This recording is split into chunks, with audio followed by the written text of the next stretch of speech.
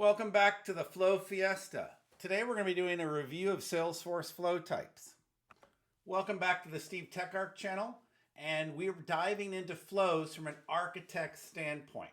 So flows are a form of, they're beyond config, they're more of visual programming, building complex logic structures without having to actually write X lines of code. So they're getting more and more powerful. What we're going to be going over today is breaking down and looking into the different types of flows. Flows run under different contexts, different things that trigger them. And what we're going to do is we're going to do a high-level summary of all the different flow types. Now there's some great new features of flows. We're going to be showing you the new flow application right off the main menu. And we'll be talking about initially, in this video, we'll be talking about creating flows from scratch. And later on, talking about using templates.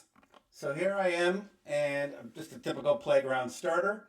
And if we come here, we can just type flow, and you'll see that it's now a main application off of Salesforce. What I'm going to do is hit new, and this is where I can see, and I'm going to start from scratch, and hit next.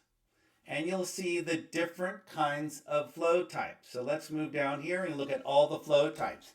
Auto-launched, individual linking, flow, recommended strategy, contact request. There's a lot of different flows here. And what we're going to do is we're going to walk through a review of some of the key flows. Now, new flows keep appearing, which is great, but there are some core flow types, and we're going to be reviewing those today. Now, one of the most important flow types are the record-triggered flows. These flows are very similar to what we'd call Apex triggers.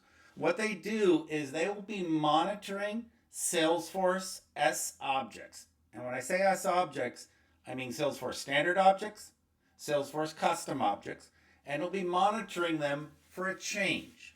You could be listening to a record being inserted. You could trigger off it being updated, trigger off it being deleted. This allows you to have an action taken when these records are updated. So just to give you some of the basics here, you're going to be in your flow builder, and we'll be going through the flow builder in different screens. You're going to be able to say, what is the object? In this case, it's account. What is the triggering action? A record is created. Now, when you do this, there are record trigger flows. There are two kinds of flows. Now this is, if you were building Apex triggers, that'd be called, you'd have what's called the before or after context. Here, what they've done is they've named it fast field updates and actions and related records. There is a sequence of events that happen when records are changed in Salesforce, and there is a whole sequence and order of things. These come early in the process, the fast field updates. So you are limited by the actions you can take, but your performance is really high. On actions and related records, then the records have already been written into the database, and you can do much more different actions. However, it's going to take more system time. So configuring a record triggered flow is you get created, updated or deleted. You'll be setting entry criterias and determining the fast field updates or the actions related records. We'll be going over this in detail in subsequent videos. So, on fast field updates, you can do direct record changes directly to the record that's being saved. It is designed for speed, and it avoids the DML limits, the data manipulation language limits. You do live within the context, and it's very fast. Now, the actions and related records, as I mentioned, complex operations, broader scope, and you can do related DML, such as inserting, querying, and making other changes. They're very powerful, but a much more performance impact. The next type of flow is a data cloud triggered flow.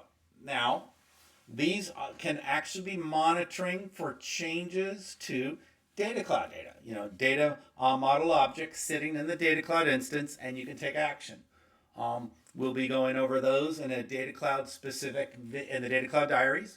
But this is walking through changes in data cloud and then having those take an action inside of your Salesforce core work. Screen flows are very powerful. This allows you to build screens that can be, without having to write code at Lightning Web Components. You don't need to write Lightning Web Components. And it can be blended with actions. There's a really nice trail here. So if I click here, there's a nice little trail, screen flows, giving them a choice. So I'd highly suggest, if this is your first introduction to screen flows, you can go check that out. Okay? Now in here, you're going to be able to have an interactive user experience, collect data, do conditional logic, have validation rules, do screen navigations, customizable UI, and you can pull and write Salesforce data. So very powerful. And this is your basic screen, and we'll have a special talk where we dive in and go into screen flows. They can be launched from Lightning pages, quick actions, flow URLs. There's many ways in which you can launch and trigger the start of a screen flow. Now then, there is an event triggered flow. And what this does is this will monitor for something called a platform event, not an S object. I've mentioned this in the integration playlist in SteveTechArc, but we'll be talking about this is a great way of passing actions of things that happen outside of Salesforce that create a platform event. Other processes inside of Salesforce can create a platform event, and the flow can respond to them. So it's a very powerful mechanism. And again, here is a nice little one, subscribing to platform events. This is a nice help, and we'll walk you through the platform event basics. Another mechanism you have is the schedule triggered flows. This is where you can schedule a set of logic to run at certain times. Note, these are not scheduled paths. So a schedule trigger flow allows you to run at a specific time. You can have time-based trigger, daily, weekly, monthly. It can handle your batch processing. You can set this up declaratively. Things like maintenance tasks, reporting, notifications. So scheduled triggered flows, we used to have scheduled jobs in Apex. This is a nice way, without having to write Apex, for you to have these maintenance type jobs or bigger lift jobs running. Then there's the concept of auto-launched flows. Auto-launched flows can be some of what we've already talked about. This is a nice little trail, talks about the auto-launched flows, scheduled triggered flows, auto-launched flows, no trigger, platform event, no trigger. And you can go through and see things like, does it need a human interaction? Screen flows can run without a trigger, record trigger, scheduled triggered, platform event triggered. So these auto launches can be kicked off by a button, kicked off by another flow, or another automation. And so these are nice ways to dive in, and you can see here is a way in which I can design a flow, have it have what's called input variables, and we'll be covering variables in a subsequent talk. And what I can do is have like a custom button that can send in the URLs and kick it off. So this is a nice trailhead talking about how you can have a flow with the input variables and have a button call into that. So very nice about the auto launch flows. This is from the screen from the trailhead. And we can talk about just as simple as taking that flow, doing the variable assignment, and go from there.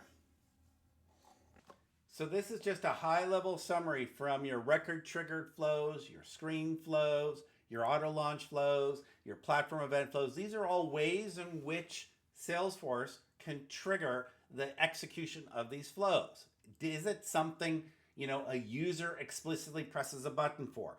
Is it watching for a change on a record and triggering it? Is it time-based? It's like, should it run weekly, nightly? Is it triggered by a platform event or even a data cloud change? These are key decisions you need to decide at the beginning of a flow design. Is what is causing the start of this logic? That'll then determine what data can flow in, whether it's a screen with a user input, or is it coming in through parameters, or is it reading from a platform event, or looking at the record itself that's been changed. All of these kind of start the context of the flow. So this is a nice high-level summary of what are the flows and how they kind of begin their process of working. Thank you for joining me. Keep flowing forward. We'll be going again and diving deeper into more flows.